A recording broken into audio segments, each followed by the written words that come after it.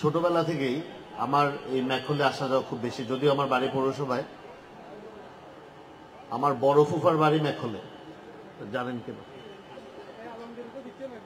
তো 90 দশকের শুরু থেকেই অনেক ছোট আমরা তখন এখানে আসা যাওয়া করি। তখন এত স্থাপনা এখানে হয় নাই। স্কুলের একটা ছোট মাঠ ছিল, পরে পুন্ডরিকের গেট ছিল, তারপরে ভিতরে একটা মাঠ ছিল। তো এখানে যখন আব্বা আম্মার সাথে আসতাম, ওনারা ভিতরে কাজ করত, আমরা ভাই বোন বা আমাদের চাচাতো ভাই যারা আসতো, আমরা ভিতরে মাঠে ফুটবল খেলতাম। তৎকালীন সময় মনে হয় একজন ক্যানাডিয়ান ভদ্রলোক ছিলেন এখানে। হ্যাঁ, তো ওনার কাছে গেলে উনি আমাদেরকে ক্যাডবেরি, তখন আমরা খুব ক্যাডবেরি চকলেট খুব একটা পাওয়া যেত না বাংলাদেশে, তো উনি আমাদেরকে একটা একটা করে ক্যাডবেরি চকলেট দিতেন। এই কথাটা বলার উদ্দেশ্য আছে, বলার উদ্দেশ্য হচ্ছে আমি হাটাজারির সন্তান, আমি পৌরসভার সন্তান, এবং আমি ম্যাকহলেরও সন্তান। এবং আমি এটা কোন সময় মনে করিনি পুন্ডরিক ধাম অন্য কারো। আমি মনে করেছি ম্যাকহল যেমন আমাদের, হাটারেজে যেমন আমাদের, এই পুন্ডরিক ধামও আমাদের।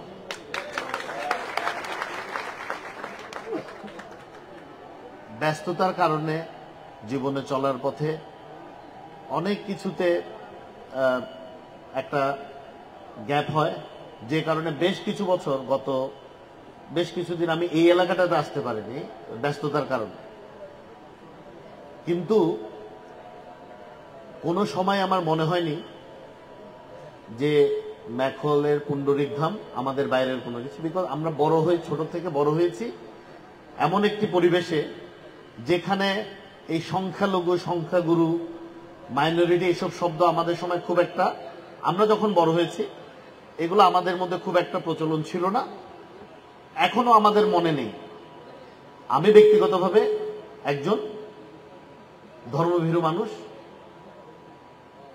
আমি আল্লাহ বিশ্বাস করি, আমি সৃষ্টিকর্তা বিশ্বাস করি, এবং একই সাথে আমি যারাই যে ধর্মে বিশ্বাস করেন তাদের প্রতি অত্যন্ত শ্রদ্ধা রাখি এবং তাদেরকে সম্মান করি।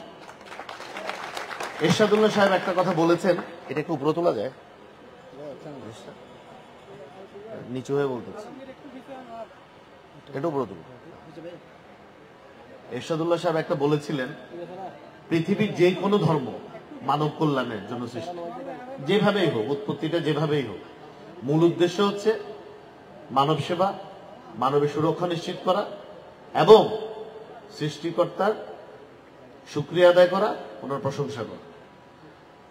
এবং প্রত্যেকটি ধর্মই আমাদেরকে কিছু নিয়মানুবর্তিতা শেখায়, কিছু শৃঙ্খলার মধ্যে রাখে, যেটি সমাজ জীবনে, ব্যক্তি জীবনে এবং রাজনৈতিক জীবনে বা রাষ্ট্র পরিচালনায় অত্যন্ত অত্যন্ত অত্যন্ত জরুরি বলে আমি মনে করি।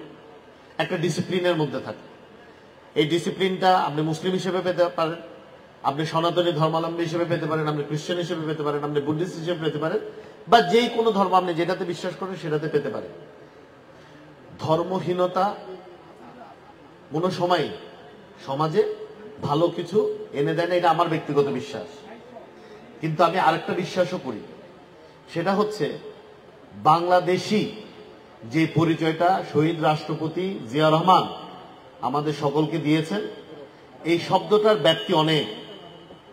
আমরা যখন বাঙালি বলি, অবশ্যই যারা বাংলা ভাষায় আছি ওনারা সব একটা পতাকা তলে আসতে পারি, কিন্তু আমাদের দেশে যারা উপজাতি আছেন, বিভিন্ন চাকমা, মারমা যারা এরা আছেন, এরা কিন্তু তাদের মাতৃভাষা কিন্তু বাংলা না। তাহলে বাঙালি এবং সকলকে, বাংলাদেশে অধিবাসী সকল মানুষকে উনি একটি পরিচয়ের চাদরে এনেছেন, সেটা হচ্ছে বাংলাদেশী। এই পরিচয়টা যদি আমরা অন্তরে ধারণ করতে পারতাম এবং এই পরিচয়টা যদি আমরা আসলেই বিশ্বাস করতে পারতাম আমরা বাংলাদেশী, তাহলে আমাদের মধ্যে এই এত বিভাজন যেটা ইদানিং কালে দেখা যাচ্ছে, এই বিভাজনটা সৃষ্টি হতো না। এই বিভাজনটা কিন্তু সৃষ্টি হচ্ছে একটা রাজনৈতিক কারণে। এখানে অনেক প্রভু মহারাজ আছেন, তবে আমি ওইভাবে না গিয়ে আমি যদি বলি, আমার ভাই চিন্ময়, উনি ওনার বক্তব্যতে কিছু কথা বলেছেন। কুমিল্লার ঘটনায় এইটার ব্যাপারে আরো বিস্তারিত বলবেন বাংলাদেশ জাতীয়তাবাদী দলের পক্ষ থেকে আমাদের মাননীয় চেয়ারম্যান দেশনায়ক তারেক রহমান এবং বাবু ঈশ্বরচন্দ্র রায়। এই ব্যাপারে ওনারা স্টেপ নিয়েছেন এবং ওই ব্যাপারে ওনাদের বক্তব্য অলরেডি আছে, উনি আরো বিস্তারিত বলবেন। কিন্তু আমার একটা চিন্তা সবসময় মাথায় আসে, সনাতন ধর্ম হোক, বৌদ্ধ হোক বা খ্রিস্টান হোক, ওনাদের অধিকারের জন্য সংখ্যালঘু হিসেবে যুদ্ধ করতে হবে না? হবে কেন? কেন আমি ওনাদের অধিকারের জন্য যুদ্ধ করতে পারবো না? আমি মুসলমান, আমি কেন আমার ভাই চিন্ময়ের অধিকারের জন্য যুদ্ধ করতে পারবো না? আমি মুসলমান, কেন আমি আমার কাকা নিরাজ কাকার অধিকারের জন্য যুদ্ধ করতে পারবো না? আমি অবশ্যই পারতে পারা উচিত। এবং এই কারণেই আমি মনে করি আমাদের ধর্মীয় পরিচয়ে পরিচিত হওয়ার চেয়ে বাংলাদেশি পরিচয়ে পরিচিত হওয়াটা বেশি গুরুত্বপূর্ণ। কারণ সেভাবে আমি এবং আমার নেতা, আমার দল যে যুদ্ধ করছি 18 কোটি বাংলাদেশি যে সম অধিকার আদায়ের, সেই অধিকারের আওতায় আমরা সকলেই পড়তে পারি। আমার অধিকারের জন্য আমার ভাই চিন্ময় লড়াই করবে, ওনার অধিকারের জন্য আমি লড়াই করব। এটা গেল একটা। দ্বিতীয় কথা হচ্ছে, সবসময় আমি একটা জিনিস বিশ্বাস করি, আমি ছোটবেলা থেকে আজ পর্যন্ত ব্যক্তিগতভাবে আমি সবসময় কলহ বিবাদ এড়িয়ে চলার লোক। আমি সহজে কারোর সাথে বাদানুবাদে লিপ্ত না হওয়ার চেষ্টা করি, কোনো কলহ বিরোধে আমি অংশীদার না হওয়ার চেষ্টা করি। আপনারা নিশ্চিন্ত থাকেন, আমি শুরুতেই যেটা বলেছি, এই হাটাজারি যেমন আমাদের, এই ম্যাখল যেমন আমাদের, এই পুণ্ডরিক ধামও আমাদের। আশা করি সকল সমস্যার সমাধান হয়ে যাবে। তবে এখানে আরেকটা বিষয় আছে, কনফিডেন্স থাকতে হবে, একজন একজনের প্রতি কনফিডেন্স থাকতে হবে। আমি কি করছি, আপনি কি করছেন, আমরা যদি একজন একজনের ব্যাপারে সন্দিহান থাকি এবং বহিরাগত মানুষের কথায় যদি আমরা কান দিই, তাহলে কিন্তু সমাজে অশান্তি ছাড়া কোনো সময় শান্তি আসবে না। রাজনৈতিকভাবে আমি কোনো সময় ধর্মভিত্তিক কোনো রাজনীতিতে বিশ্বাস করি না, এটা আমি জোর গলায় বলছি। যেই দলই হোক, আমি সব সময় মনে করি আমার ধর্ম আমার সাথে আমার সৃষ্টিকর্তার সম্পর্কের ব্যাপার, এটা ব্যক্তিগত ব্যাপার, এটা প্রাইভেট ব্যাপার, এটা কোনো রাজনৈতিক ব্যাপার না। আমি আমার যে বিশ্বাস ছোটবেলা থেকে আমি লালন করেছি। আমি বড় হয়েছি দেওয়ানবাজারে, আমার নানা বাড়ি হচ্ছে ফিরিঙ্গি বাজারে। তা আমি বেড়ে উঠেছি যাদের সাথে ছোটবেলা থেকে দুর্গাপূজার সময় বিভিন্ন মণ্ডপে গিয়ে, আমাদের নীলকৃষ্ণ কাকু ওনার বাসা এখানে, আর চন্দন কাকু, মানে একজন ছিল আব্বার টাইপিস্ট, আরেকজন ছিল ওনার মোহরি। তো যখনই পূজা আসতো, যেহেতু আমি দেওয়ানবাজারে থাকতাম, আমরা বিভিন্ন মণ্ডপে ঘুরে ঘুরে বাতাসা হোক, যেগুলো প্রসাদ দেয়, আমরা এগুলো কালেক্ট করতাম। তো সেই বাংলাদেশের সাথে আজকের বাংলাদেশের অনেক পার্থক্য খুঁজে পাই। আজকে খুব অনেক সময় ব্যথিত হই যখন দেখি ধর্মের কারণে মানুষের মধ্যে বিভাজন দেখা দিচ্ছে। এটা হওয়া উচিত না, এটা হাটাজারিতে হওয়া উচিত না, এটা চট্টগ্রামে হওয়া উচিত না, এবং বাংলাদেশের ভূখণ্ডে এটা হওয়া উচিত না। 5ই অগস্ট যখন আমাদের আন্দোলন সফল হলো, ছাত্র জনতা সহ নির্বিশেষে সকল বাংলাদেশিদের ঐক্যবদ্ধ আন্দোলন যখন সফল হলো, প্রথম আমি হাটাজারি এসেও দিন। এখানে জাকির সাহেব আছেন, জাকির সাহেব আছেন, গিয়াস আছে, ম্যাখলের ইসমাইল সাহেব, সাইফুল, সৈয়দ মেম্বার সহ জসিম মেম্বার, যে সিনিয়র নেতৃবৃন্দ আছে, তাদেরকে আমি ফার্স্ট একটা কথা বলেছি, আমি যে ভাই, বাকি সব মন্দির ঠিক থাকবে, এখন থেকে আপনারা নিজেরা উপস্থিত থেকে আগামী 1 সপ্তাহ এই পুণ্ডরিক ধামে অবস্থান করবেন, প্রভুদের সাথে কথা বলে নেবেন। কেন জানেন? আমার এলাকার মানুষের উপর আমার বিশ্বাস আছে, ম্যাখলবাসীর উপর আমার বিশ্বাস আছে, হাটাজারিবাসীর উপর আমার বিশ্বাস আছে, কিন্তু দুষ্কৃতিকারী অপরাধীর উপর আমার বিশ্বাস নাই। দেখা যাবে সুযোগ বুঝে এমন একটা ঘটনা করে দিয়েছে যেটাতে নিজেদের মধ্যে দূরত্বটা আরো বাড়বে। কিন্তু আমি বিশ্বাস করেছি যে আমার এই এলাকাবাসী বা হাটাজারিবাসী কোনো সময় এই ধরনের কোনো কিছুতে জড়িত হয় না। এবং আমি শুধু তাই নয়, আমি আমার কাকার ওখানে গিয়েছি প্রবর্তকে, তারপরে আমি বিভিন্ন স্থাপনা আমি গিয়েছি এবং নিশ্চিত করেছি বাংলাদেশ জাতীয়তাবাদী যুবদল, স্বেচ্ছাসেবক দল, ছাত্র দলের প্রতিটি নেতাকর্মী 6 ঘন্টা শিফটে চট্টগ্রাম শহরের 90% উপরে মন্দির পাহারা দিয়েছে, গির্জা পাহারা দিয়েছে, প্যাগোডা পাহারা দিয়েছে।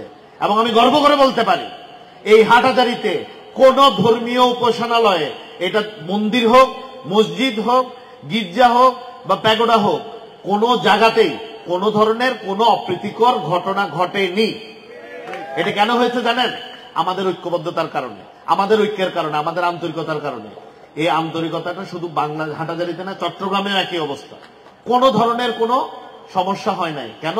আমরা ঐক্যবদ্ধভাবে চেষ্টা করেছি, আমরা বাংলাদেশ হিসেবে নিজেদের দায়িত্ব পালন করার চেষ্টা করেছি। আমি শুরুতে বলেছিলাম, আমি, আমার ভাই বাংলাদেশি, আমার বোন বাংলাদেশি, আমার চাচা, খালা, ফুফা, ফাফি, পিসি, কাকি যারা আছেন এখানে সবাই বাংলাদেশি। তাদের অধিকার রক্ষার্থে আমরা সচেতন ছিলাম, যে কারণে কোনো দুষ্কৃতিকারী, কোনো অপরাধী কোন ধরনের অপরাধ সৃষ্টি করতে পারেনি।